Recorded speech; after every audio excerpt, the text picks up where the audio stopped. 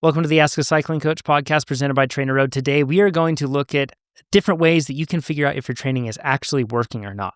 Nate, we have an athlete that wrote in here that basically said, hey, I did this event before I started structured training. Now I'm doing structured training, and I don't think I did as well. Let's go into the question. Nate says, it's not you, Nate. It's a different Nate. Says, I love this podcast and signed up for TrainerRoad in February, in large part because of how awesome this podcast has been.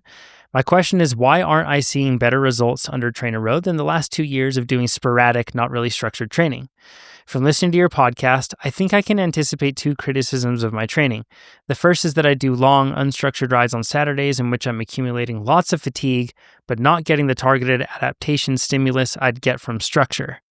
The second is fueling and nutrition. That's funny. On the first... Wait, let me just interrupt you right there. Why am I not getting faster with structured training? First thing is, I'm not doing structured training on the weekends, which are arguably like some on the plans. That Saturday is probably one of the biggest, because it's the biggest structured ride you have in the week. That's just, how we're going into this, John's already looked at it, I'm going in blind, and that might be the first. Yeah, they got it. For sure, yeah. If they're on keto too. Nate. Yeah.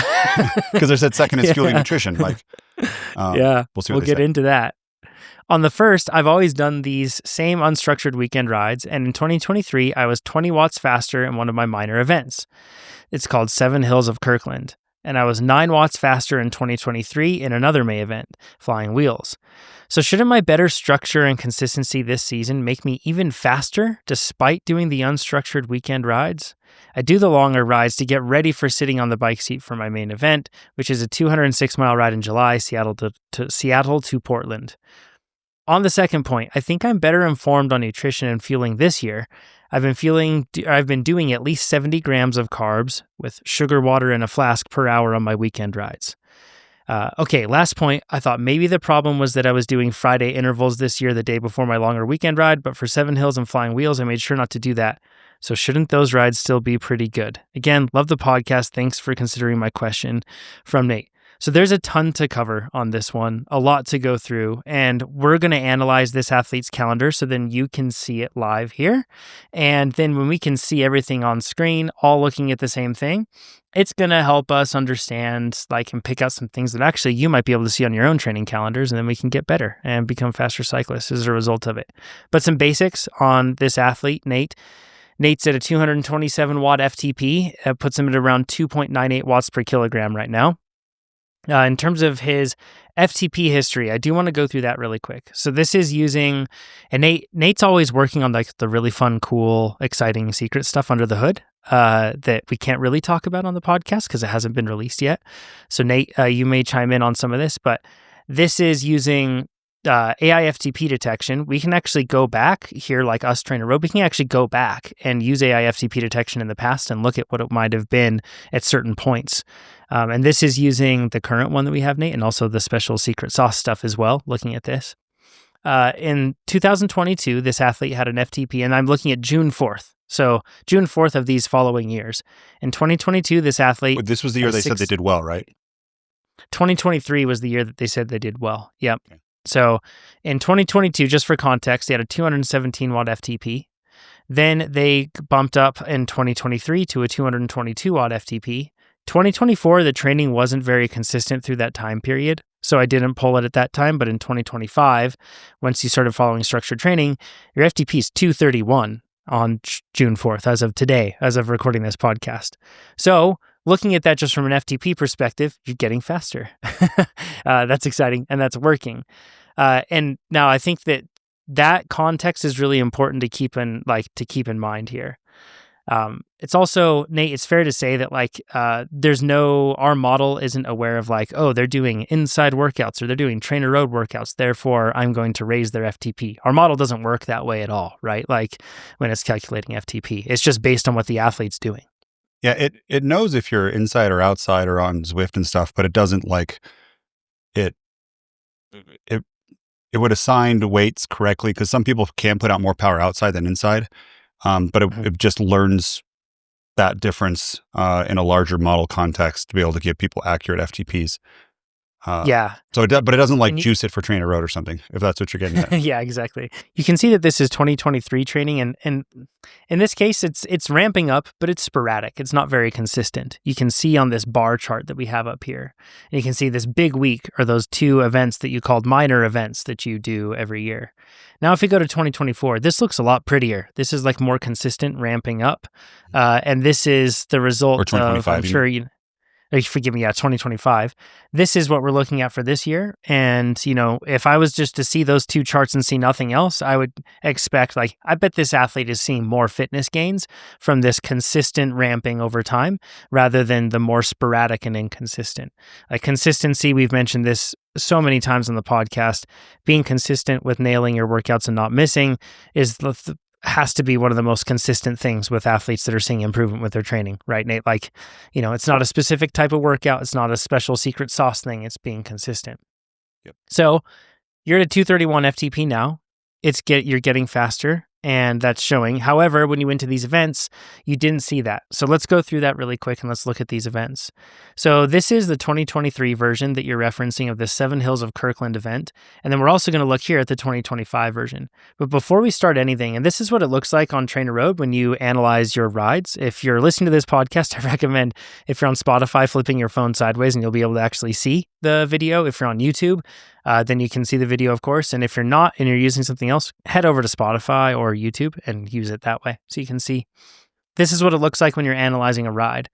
Now I'm going to do something really quick though on this. I'm going to disable power, disable cadence and heart rate, and we're going to do that on all of these. This is kind of a handy feature that you can do is you can disable what you're looking at and then enable at another point. You can see that this course is actually significantly different. The beginning is quite similar, but then after that, it really gets different.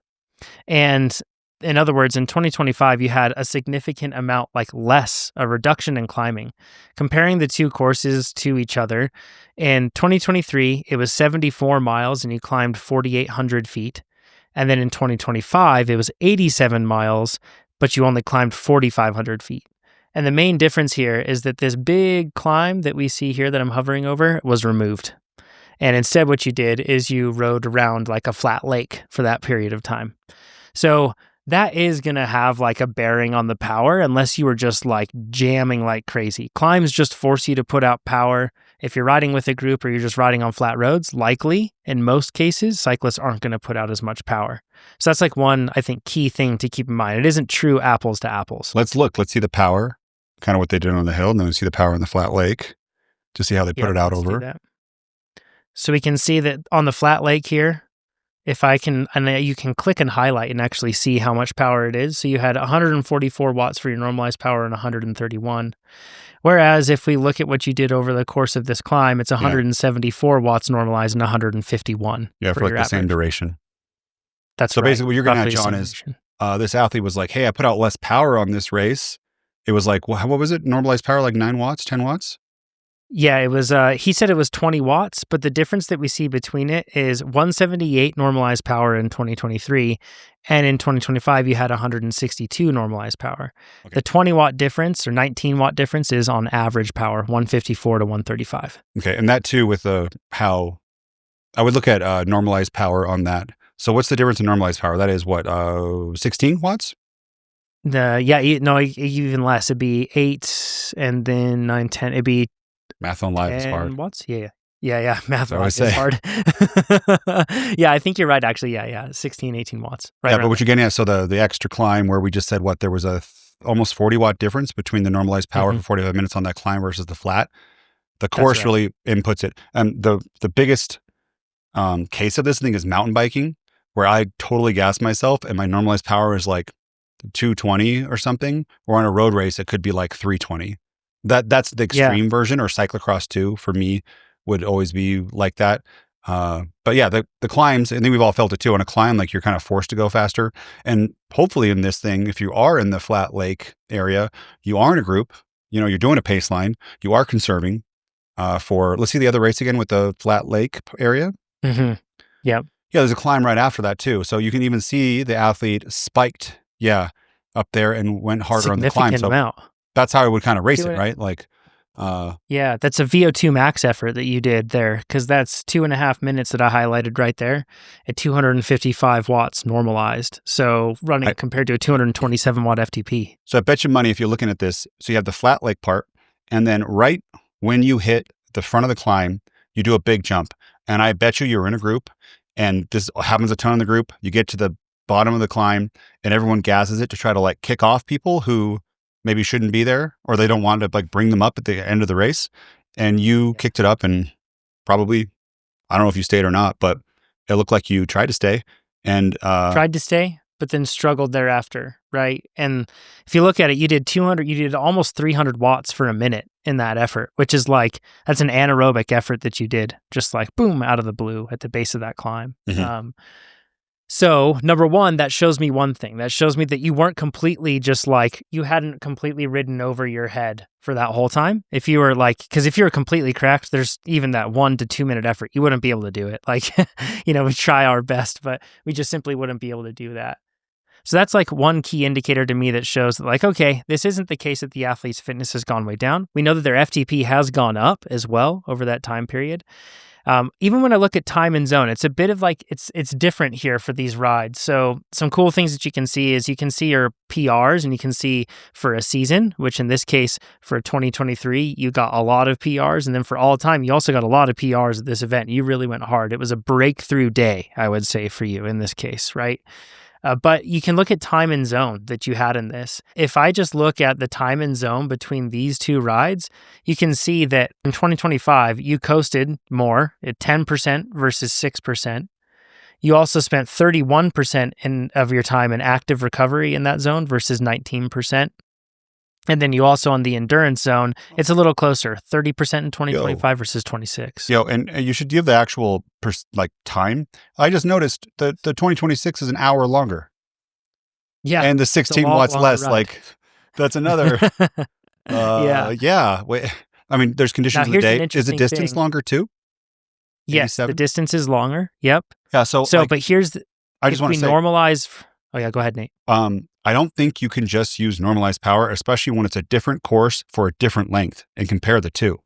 The 6 hours versus 5 hours, an extra hour of riding, especially after 5 hours, is hard. That's right. Yeah. You can see that like one of the things you can do is you can hover over your like PR chart for that ride, your power curve for that ride, and then you can click on a specific time. So I've clicked at 5 hours because the previous race was 5 hours. So I want to get as close to an apples to apples comparison, even though it still isn't. You can see that the 5 hours in 2023, it starts at the beginning of the ride and then goes until that point. And your power during that one was 139 watts for 5 hours. Your power is lower in 2025 at 129 watts, but it starts much later. Again, this kind of shows that the course, it's tough to really compare across the board, but that's also a 10 watt difference versus the 20 watt difference that was mentioned. So this highlights the great example of sometimes if you just look at like the overall ride file without trying to look more objectively into it with more reach, or with more depth, it gets difficult, and you can kind of like find yourself thinking, oh man, because this is 50% as bad of a difference, or like smaller of a difference, right? That you're seeing in power when you look at it from this 5 hour perspective. So the time and zone that you're seeing between these things too, it shows that you were spending a lot more time in that coasting and active recovery area. Wait, I'm sorry, John, can you go back to the other ride too for that same PR? Yes. Here we are at 139 watts. So another thing that's tough about this is you have stops during this ride, and you have gaps in the time. And what we can tell on that is your PR says 5 hours, but the duration up top says 422, meaning you stopped in there. And I think we should use normalized power instead of average power, but still it's not really comparable when you stopped a lot more in the first ride than the second ride. You had 10, with the second ride, it's hardly 17 any more stoppage minutes time, relatively speaking. Of stoppage time for that same ride. That's right. So you had time to refresh and recover in between, whereas in 2025 you didn't. So all these tools can be really helpful to kind of like understand the context of like differentiating between the events. And I want to share my observations on this one for sure. Or jumping back to your training plan, let's just go to this athlete's calendar and let's look at it right now. So these Saturday rides that are bigger, they do tend to be bigger. They tend to be somewhere between 2 to 4 hours. And in this 2 to 4 hours that you see, that you end up doing, they're usually really hard, really common that you get a red day after that, usually get PRs. And if we just click on any of them and we actually look at like the power profile, in some cases you'll hold endurance and it looks pretty solid, but then it's typically really bouncy. Now, these long weekend rides, I think that this is a misunderstanding, Nate, is that sometimes when you think, oh, long weekend ride, like I can just ride however I want, and then I'll get that endurance benefit that I hope to get. But when you are riding hard, because let's just look at this ride for example here. When we look at this one, if you are riding hard, you aren't spending time in that endurance zone. You're probably putting that time into other zones. So in this case, if we look, you spent 16% of your time in tempo, 6% in sweet spot, 5.5% in threshold, 3% in VO2 max, 2.8% in anaerobic. If you look at that in terms of time, you spent a significant amount of time in sweet spot and above zones, when in reality, if you were to go out and do that weekend ride, if you were to go out and do that weekend ride, it would be far from that. What would be prescribed for you? It would be an endurance ride. So you would want to see all of it within that endurance zone, some of it down below an active recovery. And that would be like it, basically. That's where you'd want to see it. So those weekend rides, just like you assumed, Nate, absolutely are something that's holding you back from getting faster. When I look at like what TrainerRoad recommends for your training schedule right now, you can go and check this. If you have a training plan on your calendar, you can click on your training plan annotation when you see it up there, or click on it when it's like up in the upper right corner. Click on that, you can hit check volume. Here's what it suggests for you right now versus like what you've been following typically is like 2 interval workouts in the week. And then you've been doing, and sometimes you do like 1 interval, 1 easy ride, and then you do your big Saturday ride. And that's what you've been doing most consistently. Sometimes you throw in 1 or 2 extra rides. But here's what it recommends for you. Monday is rest. Tuesday is 90-minute intervals. Wednesday's 30 minutes of easy. Thursday is 90 minutes of intervals. Friday is rest. Saturday is 2 hours of intervals, and Sunday is 1 hour and 45 minutes of endurance. Now, you could also shift that all if you don't want to ride on Sundays, which it doesn't look like you do. You can shift that all back one day like I do with my plan commonly. But that's the concept here. And it says 1 hour and 45 minutes of endurance. It doesn't say 1 hour and 45 minutes of just ride however you want.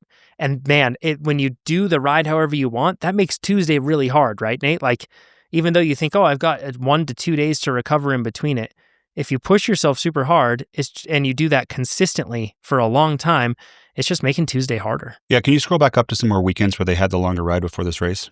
So if we look at what those weekend rides are doing, so we can see a 2 hour 46 ride that was 2 days before this event. This is probably another thing, Nate, before we even get into like analyzing the rest of the training, but 2 days before the ride, when you look at also like the workouts that were prescribed to you this week, you had workouts prescribed, but this Saturday was not specifically prescribed for you to go out and do 2 hours, 46 minutes. In fact, it had you doing something much easier.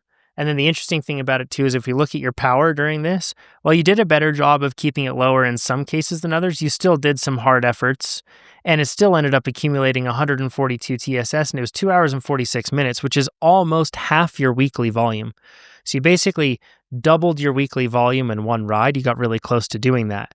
Now, you did that within 48 hours of your ride. And since this is kind of like a normal habit for you of doing like a big ride on Saturday and then resting on Sunday, you can see that it gave you a yellow day because you did go easier than in other Saturdays, but it still isn't the best way to prep for an event, right? Yeah. In this case, they actually had the races too marked as C events.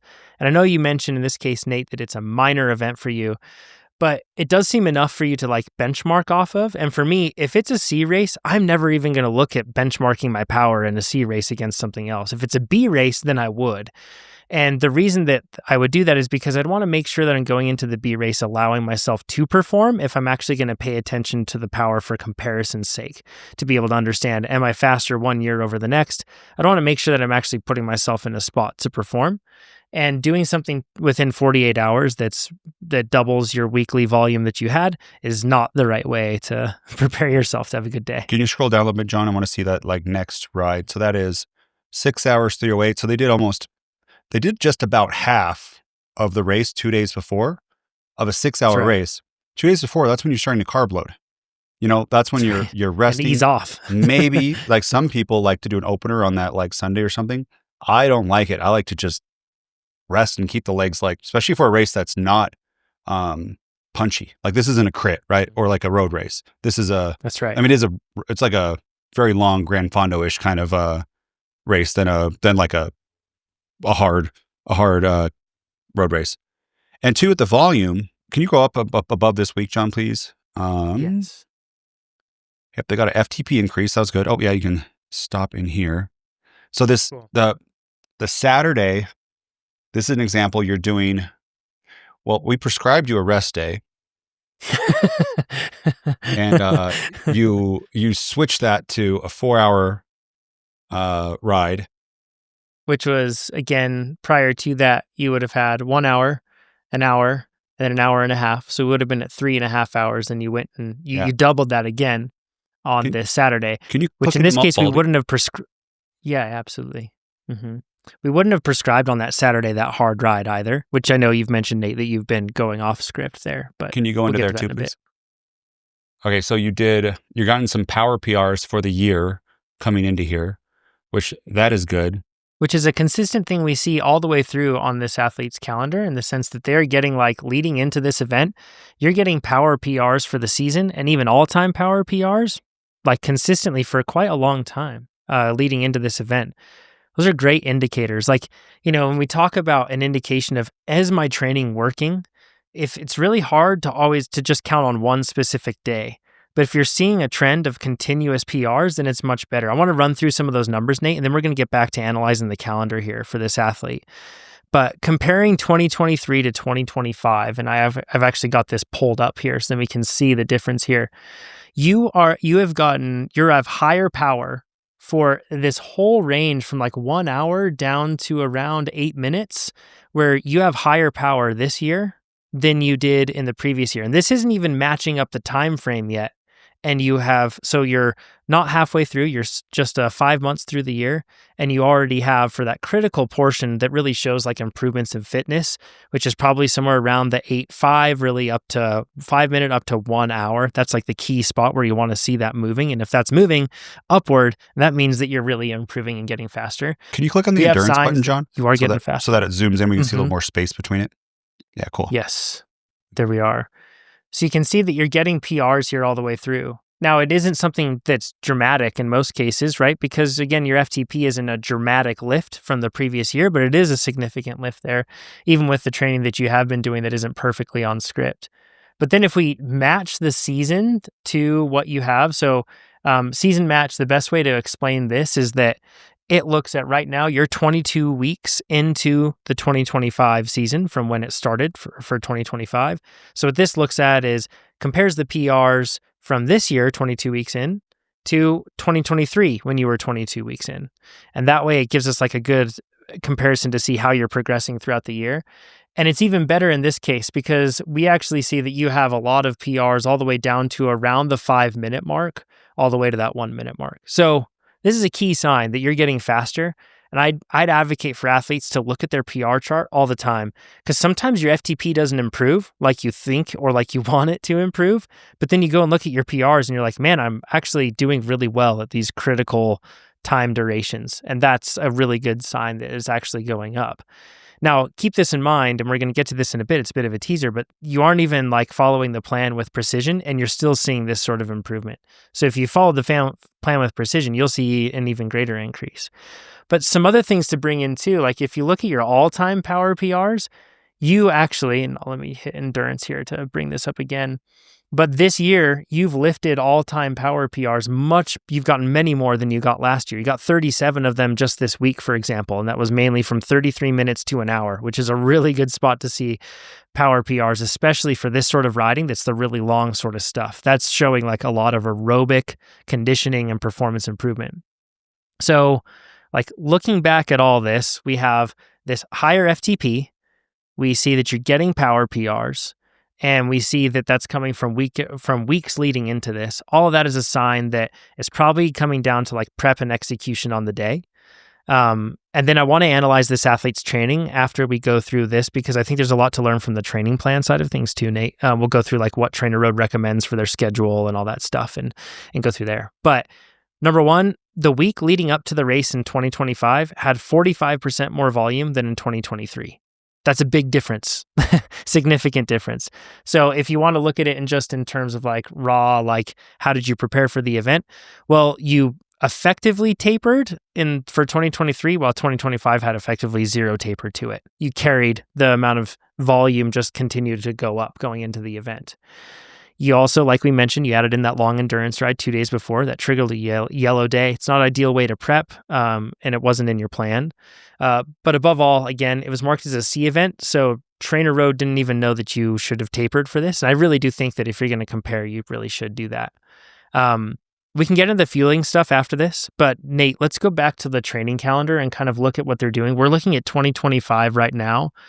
And let's kind of look at their training calendar, what workouts they're doing. And we see this like recurring thing of this really big, hard Saturday ride. It's usually somewhere between 3 to 5 hours that's in here. And those big, hard rides are just a great way to put yourself in a spot where it makes it so hard when you wrap back around on Monday and try to do a hard workout. Even though you have a day to recover, when you do this consistently, it just really makes it tough when you're blowing it out of the water. And for what it's worth, TrainerRoad doesn't recommend, at least when you look at the schedule recommendation, it doesn't recommend that for them. Should we run through what TrainerRoad recommends for them, Nate? Yeah, let's do it. Cool. So what you can do is you can go to your training plan. You see these little purple annotations on your plan, or the annotations that talk about your plan.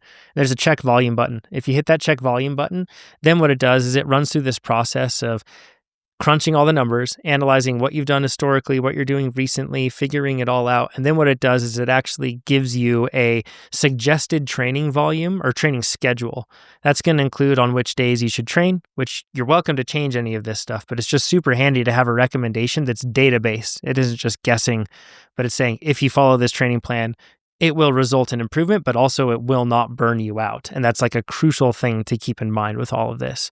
So it's going to lay out for you. It says that on Monday, you should have a rest day. And again, I know that your schedule is a bit different, so you can scoot this all a day, but let's just operate on this week. On Monday, you have a rest day. Tuesday, an hour and a half of intervals.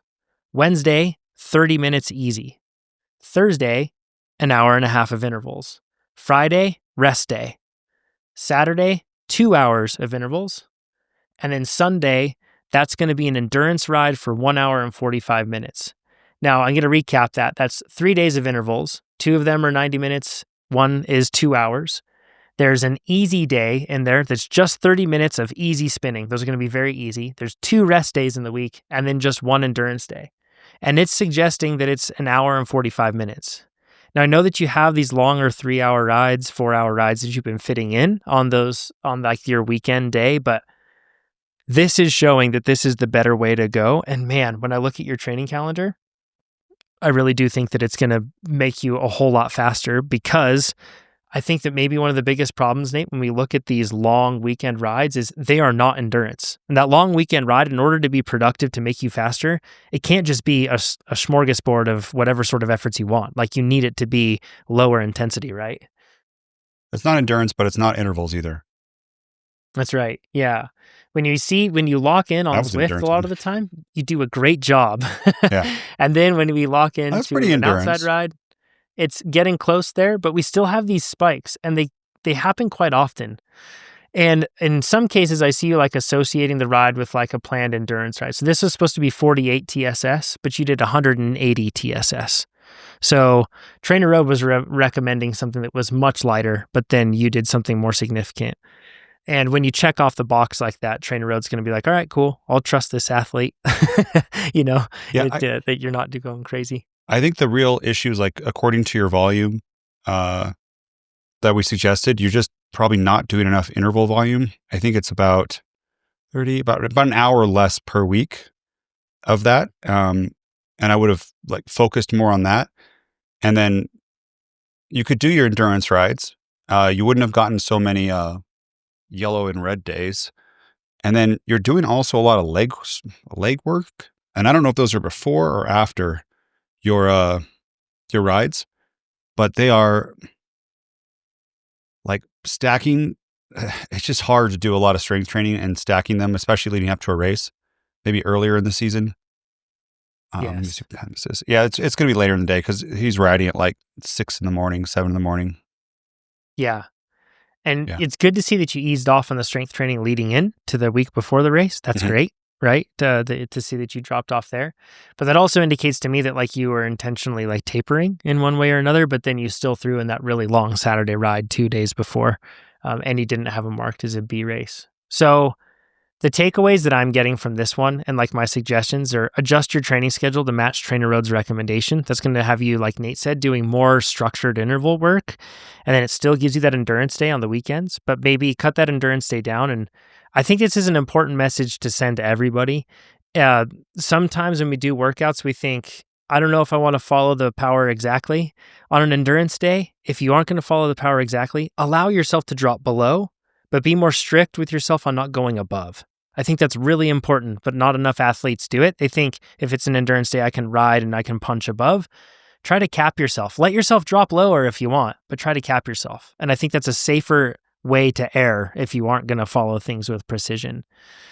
The next one, if you're using an event like a benchmark, make it an A or a B event instead of a C event. Then that way also you'll get days that are you can add openers to it, and it'll just be a whole lot easier for TrainerRoad to respect those events.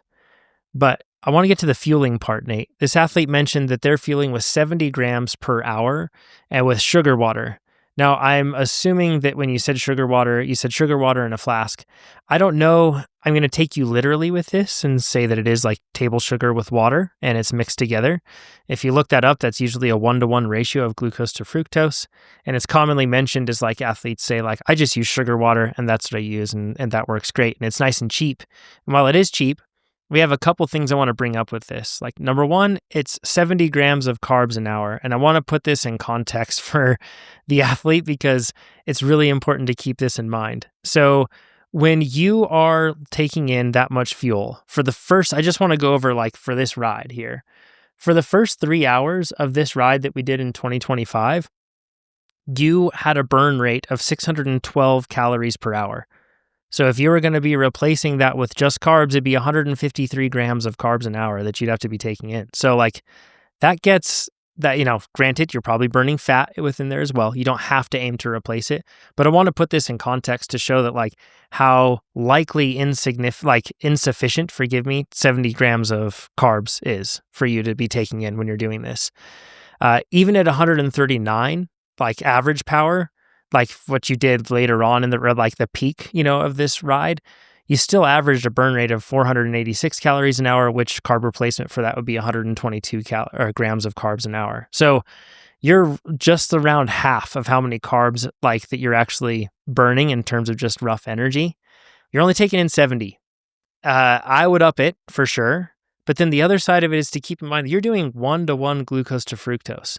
Now, research has pointed us to show that most bodies should be able to uptake and utilize 60 grams of glucose an hour in an active state.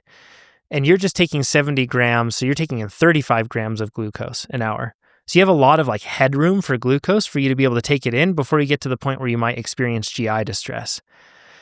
My suggestion, at least for what you could do, is try to fuel actually at a 2-to-1 ratio at 90 grams an hour of glucose to fructose. There's tons of products out there that do that. I know they're not as cheap as table sugar. You can do a DIY drink mix. You can do a lot of different things, but try 2-to-1 at 90 grams an hour, and then try increasing like over time through adding more fructose to that to maybe to the point where you get to a 1-to-1 ratio. Then you'd be at 120 grams of carbs an hour. And I bet you'd see like a whole lot of performance maintenance rather than performance drop off as you go throughout these really long rides. It's also worth saying too that like table sugar is it burns dirty, so to speak, in the sense that it commonly causes a lot of, like, it's not very refined, and as a result, it causes like a lot of dry mouth. It causes stickiness, drive for thirst, has like a really strong flavor. Yeah, exactly. I don't know, it doesn't do well with me. There's downsides to using. Also, it's a pain to dissolve too. Whereas if you get like glucose and fructose, pure stuff, you put it in there, you just shake your bottle like once and everything's perfect and it's done. It's so handy. So so those are my observations there. I don't think Nate's calendar is like horrible, but like we gave some tips, but also based on like power PRs leading up to training, he's faster. And then I think the comparison of the course being an hour longer, one, having the climb versus the flat portion too, and that could be the changing of the wattage. I wouldn't take that into account. I would look at what you're doing up in training up until the race. And then the fact that too, the 2 days before you did a big ride, may not be fueling properly. I think both of those, it just makes it hard to compare inside of that. And, you had like a low between October, we're seeing right now on screen, like October, November, December, January, kind of low, then you build up. If you really want to get that year over year stuff, don't have that big, like 4 or 5 month low. You can reduce and do some, intervals, and maybe you're doing just an hour 90 or something. But that's John, you get that too, right? You fall back and it takes 100%. So long to come back, and it's so sad. And as you get older, it's easier, but you fall so fast and then you got to come back. And John, you probably experienced it with swimming. I know this is a segue, but you don't swim. I think what I saw something Michael Phelps said, like every day you miss in the pool, it takes 2 days to get back. What it feels like a whole lot more than that for me. Yeah.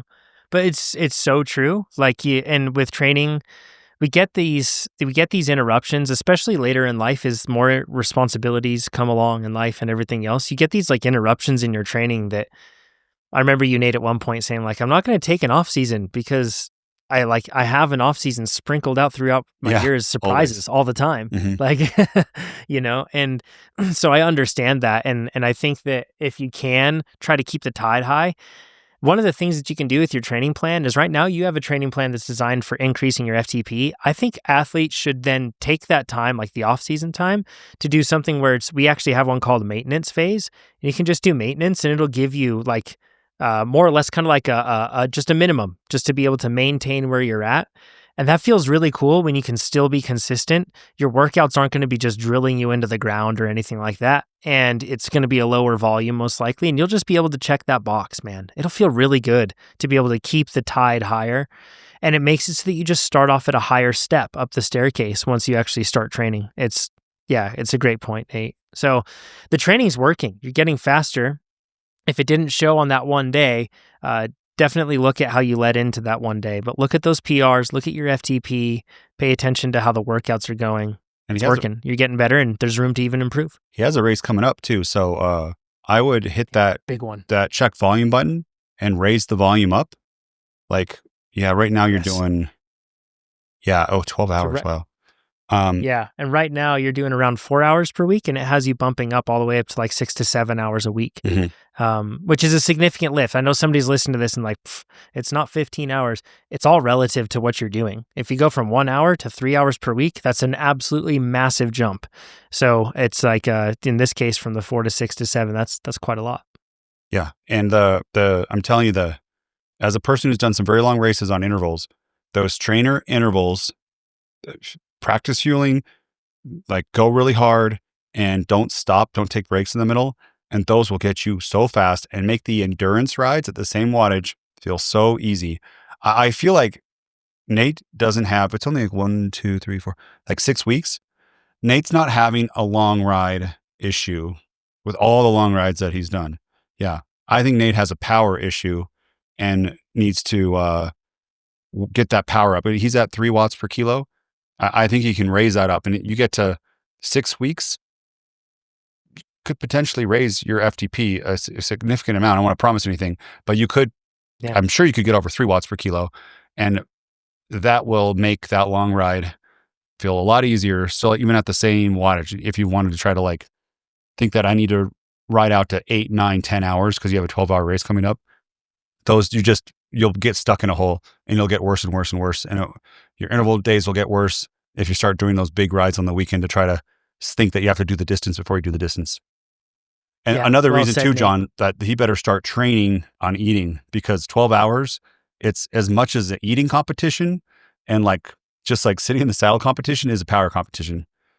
If you don't eat a lot, like you'll fall off 50%, like it can be really bad. For sure. Yeah. This is, and you've increased your FTP 10 watts since last year, roughly 9 watts. I think you can see there's a lot of headroom still.